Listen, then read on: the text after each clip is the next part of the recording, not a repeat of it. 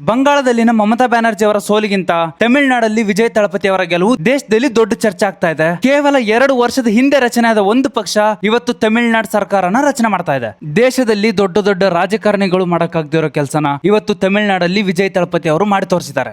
Opposition ಅವ್ರು ಹೇಳ್ತಿದ್ದಾರೆ ವಿಜಯ್ ಅವರು ಮೊದಲೇ ಒಬ್ಬರು ಆಕ್ಟರ್, ಅವರಿಗೆ ತಮಿಳುನಾಡಲ್ಲಿ ದೊಡ್ಡ ಫ್ಯಾನ್ ಫಾಲೋಯಿಂಗ್ ಇದೆ, ಫ್ಯಾನ್ಸ್ ಇಂದಾನೆ ಅವ್ರು ಗೆದ್ದಿರೋದು ಅಂತ. ಬಟ್ ಇದು ಸತ್ಯನಾ? ವಿಜಯ್ ಅವರು ಕಳೆದ 2 ವರ್ಷಗಳಲ್ಲಿ ತಮಿಳುನಾಡಿನ 300 ಹಳ್ಳಿಗಳಲ್ಲಿ ಸೋಲಾರ್ ವ್ಯವಸ್ಥೆ ಮಾಡಿಸಿದ್ದಾರೆ ಮತ್ತೆ ನೀರಿನ ಸಮಸ್ಯೆನ ಬಗೆಹರಿಸಿದ್ದಾರೆ. ತಮಿಳುನಾಡು ಜನ ಒಬ್ಬ ಸ್ಟಾರ್ ನ ಚೂಸ್ ಮಾಡಿದ್ದಾರೆ ಅಂತ ಹೇಳೋಕ್ಕಿಂತ ಅವರಿಗಾಗಿ ಕೆಲಸ ಮಾಡೋ ಒಬ್ಬ ಸೇವಕನ ಚೂಸ್ ಮಾಡಿದ್ದಾರೆ ಅಂತ ಅನ್ಬೋದು. ಆಶ್ಚರ್ಯ ಏನಂದ್ರೆ ತಳಪತಿ ವಿಜಯ್ ಅವರು 50,000ಕ್ಕಿಂತ ಹೆಚ್ಚಿನ ಓಟ್ಗಳಿಂದ ಗೆದ್ದಿದ್ದಾರೆ. ತುಂಬಾ ವರ್ಷಗಳಿಂದ ತಮಿಳುನಾಡಿನಲ್ಲಿ ಡಿಎಂಕೆ ಮತ್ತು ಎಐಎಡಿಎಂಕೆ ಪಕ್ಷಗಳು ಆಳ್ತಾ ಇದ್ವು. ಆದ್ರೆ ಇವತ್ತು ತಳಪತಿ ವಿಜಯ್ ಅವರ ಒಂದು ಮ್ಯಾಜಿಕ್ ಇಂದ ಇಡೀ ಸಿಸ್ಟಮ್ ಚೇಂಜ್ ಆಗೋಗಿದೆ. ಒಂದ್ಸಲ ಥಿಂಕ್ ಮಾಡಿ, ಈ ಎಲೆಕ್ಷನ್ ಗಿಂತ ಮುಂಚೆ ಈ ಪಾರ್ಟಿ ಹೆಸರು ಎಷ್ಟೋ ಜನಕ್ಕೆ ಗೊತ್ತಿರಲಿಲ್ಲ.